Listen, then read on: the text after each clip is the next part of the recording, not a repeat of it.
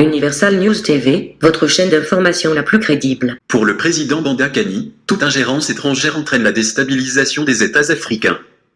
L'Afrique est entre l'étau et l'enclume de l'impérialisme, précise le président Banda Kani. Mais pourquoi l'Afrique se trouve-t-elle toujours dans une situation de déstabilisation? Écoutons maintenant le président Banda Kani. Écoutons. Cette première partie, il fallait bien poser les diagnostics pour comprendre les raisons pour lesquelles on se trouve dans des situations de déstabilisation. Je vais revenir, Bachir, parce que je ne partage pas l'ensemble du diagnostic qui a été fait. Je dis bien l'ensemble, parce qu'il y a des éléments en partie sur lesquels je converge avec mes prédécesseurs en général et en particulier mon ami Kounié. Donc, je voudrais saluer mon ami Patrick Mandeng, Diabaté, Henri. Je ne l'ai pas salué personnellement avec son nom. Je suis très content de le revoir là. Il a une mémoire historique phénoménale. J'aime quand il est sur un plateau parce qu'il peut te rappeler des dates perdues. Et il est très à l'aise quand il les rappelle. Donc je le salue, je suis très content de voir qu'il est là. Je salue le docteur Ndorsouman N'Djamena, un grand monsieur pour qui j'ai un profond respect. Quand j'ai dit ça, mon cher Bachir, je crois qu'il faut bien poser les diagnostics. Parce que l'une des forces de l'impérialisme, c'est quoi? Vous avez bien fait, et là, à la suite du docteur Yimga Moyo, je vous félicite de parler comme ça, d'appeler le chacha l'impérialisme. C'est un mot qu'on veut rendre tabou. Mais c'est la seule façon de le désigner, c'est que l'Afrique vit. L'Afrique est sous, c'est-à-dire, il est dans l'étau et l'enclume de l'impérialisme, c'est de cela qu'il s'agit. Et ça ne s'est pas arrêté, ça fait bientôt 1000 ans que ça dure. Il y a eu des moments, il y a eu la parenthèse des grands royaumes que l'Afrique a connus, n'est-ce pas? Mais ça a été une parenthèse.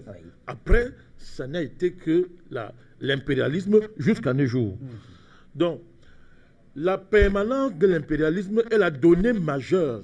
Quand on fait l'analyse géopolitique et politique du continent africain, c'est la donnée majeure. Pourquoi? Parce que, avant les dirigeants que nous dénonçons aujourd'hui là, le fait historique le plus évident démontre qu'avant eux, il y avait déjà le fait impérialiste. Donc, si on évacue ça dans l'analyse, on sait pour qui on roule. C'est-à-dire, avant les dirigeants actuels que les gens appellent anglo-colons, je ne critique même pas cette appellation en passant, parce qu'il y en a qui méritent très bien ce nom, mais il y avait déjà le phénomène impérialiste. Donc, l'anglo-coloniat est une conséquence de l'impérialisme. Alors, est-ce que vous nous dites que tout cela a été préparé? On ne dit pas, c'est le fait. C'est une évidence. C'est-à-dire, si vous voulez débattre encore là-dessus, c'est perdre du temps parce qu'il y a tellement de livres. Et même les Occidentaux ont écrit des livres pour dire que voilà la vérité. Les Occidentaux, pas les Africains. Les Chinois ont écrit des livres sur l'impérialisme que l'Afrique subit, intellectuels chinois. Les intellectuels indiens, donc, c'est-à-dire, les livres sur la réalité impérialiste en Afrique, c'est un phénomène universel. Il n'y a que les Africains qui ne connaissent pas ça, qui refusent d'admettre ça. Tous les grands savants ont écrit sur cette affaire-là. Et ça ne peut pas passer nous aime. Non, c'est l'évidence scientifique. Donc, on peut nier l'évidence et tirer les conséquences du fait qu'on nie volontairement l'évidence. Ben, on est libre de le faire. Mais c'est que la vérité a été tuée, nous l'attrape toujours. Donc, l'une des ruses de l'impérialisme, c'est de savoir masquer ses opérations. Les masquer avec par les diverses sortes de diversions. Je me répète exprès. Et l'une de ces grandes diversions, c'est la démocratie, les alternances, les droits de l'homme, la bonne gouvernance. Voilà l'une de ces géniales diversions avec lesquelles aujourd'hui elle ensorcelle les Africains et organise les guerres civiles partout. Où les pays se battent, il y a les guerres civiles partout, les guerres larvées, les guerres réelles, les guerres interminables. Tout à l'heure, mon ami général vient de faire une démonstration magistrale, je dis bien magistrale, du scénario libyen. C'est clair et net, c'est clair. Et aujourd'hui, on voit comment M. Trump dit que mon gars, c'est Haftar. Mais ça va commencer aujourd'hui. C'est depuis les guerres du Tchad qu'on prépare ce monsieur. Et nous le savons. Les livres existent. On connaît ça. Vous lisez l'histoire du Tchad, vous allez voir le nom du général Haftar. C'est connu, c'est clair. Donc, avant même que M. Déby ait le pouvoir, vous allez voir les manœuvres qui étaient déjà en cours. Donc, cette longue permanence, cette longue capacité à organiser la déstabilisation et à la rendre invisible, y compris pour une grande partie de ceux qui la subissent, là réside l'un des génies de l'Occident. Il faut savoir le connaître. C'est de rendre invisible ce qu'il fait à une partie des Africains.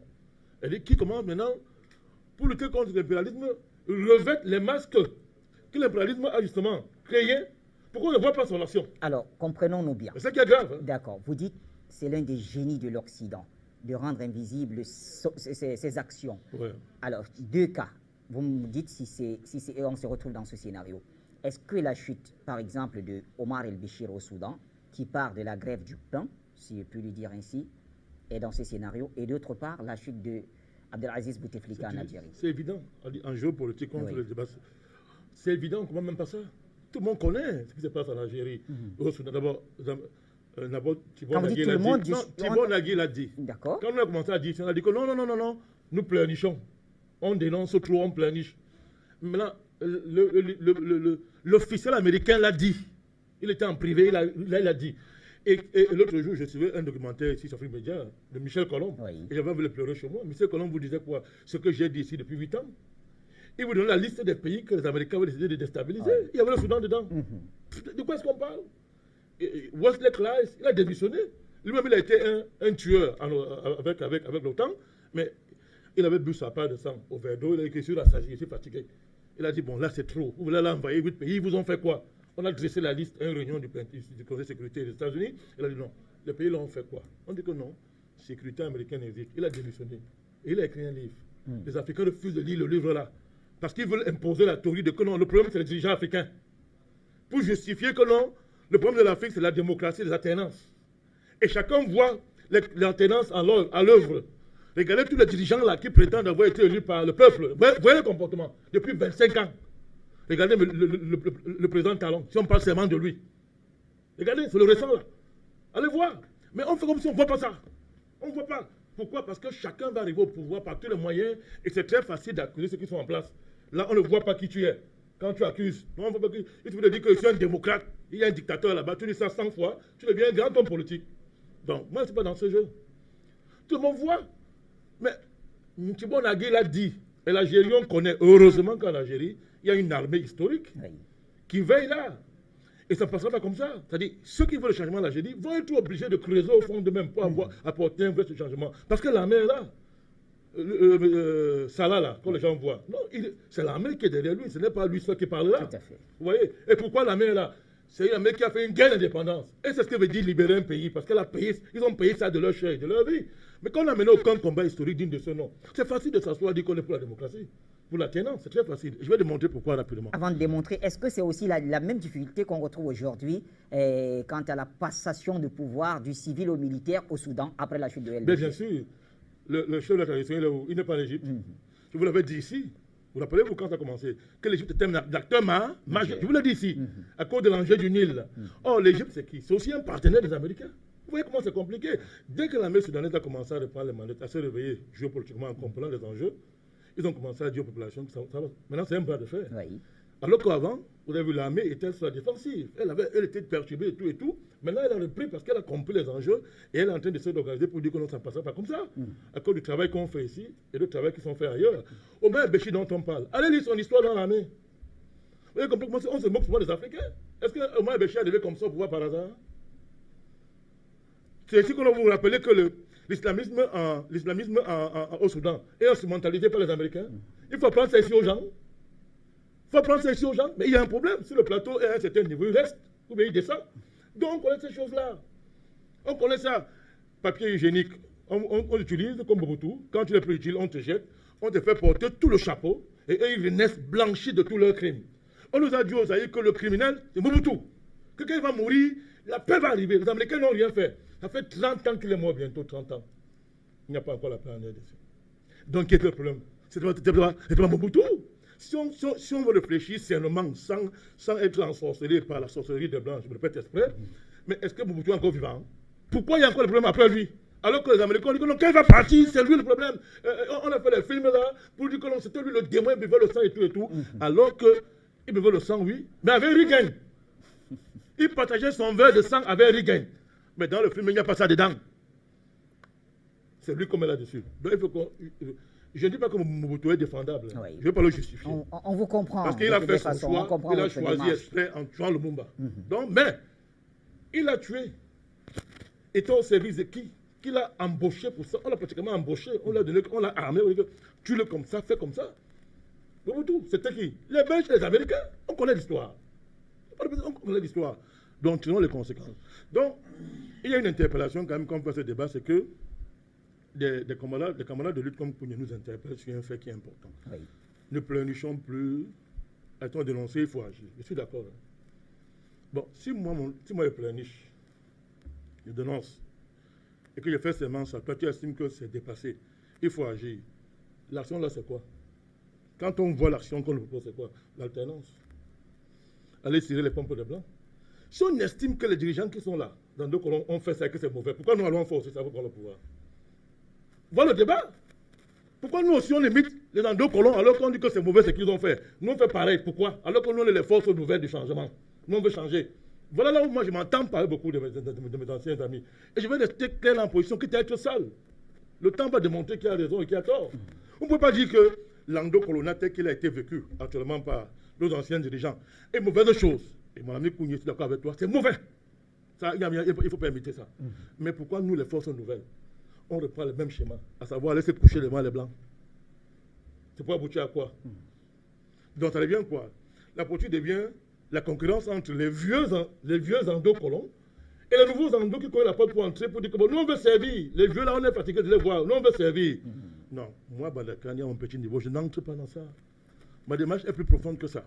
Mais quand on l'a dit, on ne cautionne pas les comportements des endo-colons qu'il y a chez nous. Ils ont des comportements inacceptables. Et nous, on les combat. On les combat violemment. C'est quand même être naïf de croire que, par exemple, mon soutien au président Biya, c'est donner un chèque blanc aux endo-colons. Ils le savent à Yaoundé. C'est pour ça qu'ils n'aiment pas voir le Bandakani. Bougné le sait, il est là. Je ne dis pas devant lui, non. Ils le savent. Ils savent très bien où Bandakani se situe. Donc l'enjeu n'est pas là. Ce n'est pas ça le débat. Si on a pris le cas de la Corée, c'est un bon exemple.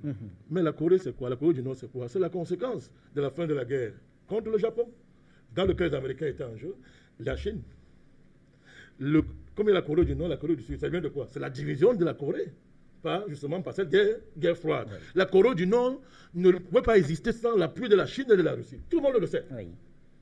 Alors, si on a mis la Corée, pourquoi aujourd'hui on nous interdit, nous, d'avoir une alliance géopolitique, tactique avec la Chine et la Russie pour vaincre le problème majeur qui est que depuis 600 ans, c'est l'Occident qui nous colonise ici. En quoi c'est mauvais? Si pour la Corée ça a été bon, pourquoi c'est mauvais? Parce que la Corée ne serait rien sans la Chine aujourd'hui. Elle ne serait rien sans l'appui de la Chine et de la Russie. Tout le monde le sait. Pour faire face aux Américains, le président coréen de la Corée du Nord s'appuie sur quoi? Sur l'alliance qu'il a, entre autres, avec la Chine et la Russie. Si c'est bon pour le Coréen du Nord, pourquoi ce n'est pas bon pour nous? Et le Coréen du Sud, lui, il est allié avec qui? On oublie? Les Américains, merci, Kounia. Les Américains. La géopolitique est claire hein, quand on regarde ça de façon, de façon très honnête et froide. Donc, autre chose que je vais dire. Par là, nous sortons. Mon ami Kounia a dit ceci, et je comprends l'esprit, hein, que si les Américains veulent renverser un dirigeant, ils réussissent. Oui et non, mon cher René, oui et non. Souvent ils réussissent, souvent ils échouent. Ils ont échoué sur le moment au Vietnam, tout le monde connaît. Ils viennent d'échouer en Syrie. Ils sont en train d'échouer lamentablement au Venezuela. Et ils ont échoué au Cuba. C'est grave parce qu'au Cuba, c'est à leur porte là. Vous traversez l'ouvre au Cuba, aux États-Unis. C'est devant leur porte. Castro a échappé à combien de coups de tentatives d'assassinat de la part de la CIA? C'est près de 200, c'est-à-dire que la CIA a programmé l'assassinat de Castro au moins 200 fois. Ils ont raté. Donc, à quoi ça sert de nous rappeler que ces Américains veulent ceci, ils vont réussir? Non, ils ne peuvent pas réussir. Et moi, je continue à dire... Est-ce qu'on ne pouvait pas voir plutôt la démarche de Kounia comme une sorte d'appel, de mise en garde, plutôt que de l'intimidation? Je le comprends bien comme ça. Voilà, parce que je crois bien que c'est dans ce Il sait d'ailleurs qu'on a... Ouais. C'est un allemand d'ici tout le temps. Bien. Il sait très bien qu'à ce niveau-là, on s'entend. Ouais. C'est-à-dire que, écoutez, si je cautionnais l'endo-colonat, il y a longtemps que j'aurais des milliards dans mon compte bancaire. Il faut le dire. C'est parce que je n'ai aucun rapport avec eux. Et mes relations avec l'endo-colonat au Cameroun, c'est des rapports de guerre. Hein. Ils le savent, je ne parle pas en public. Je parle en public, ils savent. Et pendant la campagne, ils m'ont combattu sérieusement. Je le sais, je le dis en public, quelqu'un vient de mentir. Donc, il ne faut pas confondre un soutien patriotique avec la connivence et l'endo-colonat. Parce que c'est quoi l'endo-colonat? Parce qu'il faut définir les concepts pour bien les comprendre. L'endo-colonat, c'est quoi? C'est une bourgeoisie sociopolitique qui continue le rôle du colonat blanc en leur lieu et place. après l'indépendance. Je parle le mot simple, pour qu'un gars au l'écoute. Donc l'endocoloniat, c'est cette bourgeoisie sociopolitique. Je dis bien bourgeoisie, parce que c'est une créature de toute, elle a été créée de toutes pièces par le colon blanc. C'est-à-dire que c'est une, et elle se reproduit, c'est-à-dire qu'elle peut se reproduire sur 50, 100 ans. Hein. C'est-à-dire qu'au Cameroun aujourd'hui, on a une bonne partie d'endocoloniat qui sont les continuateurs d'Ojula. Mais tous ceux qui sont dans l'État du Cameroun ne sont pas des ojulatistes. Il y en a aussi qui, sur le chemin, ont changé. Je les connais. Il faut savoir accepter ça. Ils se sont convertis. C'est là où je diverge avec ceux qui généralisent tout comme ça, sans essayer sans y intégrer les nuances qu'exige, n'est-ce pas, l'analyse politique. Donc, l'endocoloniat, c'est cette bourgeoisie sociopolitique qui continue le travail du coloniat blanc en leur lieu et place. Et ils sont un problème majeur. Mais de là à dire que le problème, ce sont les dirigeants qui sont à la tête de nos États, que ce problème majeur de l'Afrique, c'est terrible parce qu'en fait, l'endocoloniat, c'est quoi? C'est le masque du coloniat blanc, en couleur noire, comme disait un ami France Faron, que le professeur Imga Moyo connaît très bien. Donc je termine, Bachira. Permettez-moi de chuter rapidement pour qu'on ne se confonde pas les choses. Nous avons un problème. Il y a une chose sur laquelle je suis d'accord avec Mme Kounié, et certains qui pensent cette thèse-là, c'est quoi? C'est que nous ne serons pas un peuple si on n'apprend pas à régler nos contradictions par nous-mêmes. Et nous l'avons dit ici au début de cette croisade qu'on a engagée à Afrique Média, qu'un peuple, ce n'est pas un drapeau seulement à l'ONU, ce n'est pas ceci, ce n'est pas seulement les attributs artificiels de la souveraineté. C'est la capacité à régler ces contradictions soi-même. Chaque fois que vous déléguez à l'étranger, quel que soit l'étranger qui vient, que ce soit les Russes, même les Chinois et consorts, chaque fois que vous déléguez à l'étranger la capacité à régler vos contradictions, vous n'êtes plus un peuple. Et c'est le problème majeur de l'Afrique aujourd'hui. Très bien. Merci, Président. Le président Banda Kani pense qu'il ne faut pas confondre son soutien patriotique au président Paul Biya à une connivence avec l'endocoloniat. En définissant les concepts, l'endocoloniat est une bourgeoisie sociopolitique qui continue le rôle du coloniat blanc en leur lieu et place après l'indépendance.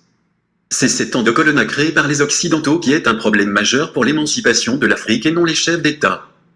C'est du moins l'essentiel à retenir de cette analyse du président Banda Kani. Ici, Jean-Philippe, pour Universal News Télé. Merci de suivre Universal News TV sur YouTube. Nous vous rassurons que les informations que nous diffusons au quotidien sont suffisamment crédibles. Alors, n'hésitez pas à liker la vidéo si elle vous plaît, et si vous êtes nouveau sur la chaîne. N'oubliez pas de vous abonner et d'activer la cloche de notification pour ne pas rater nos prochaines vidéos.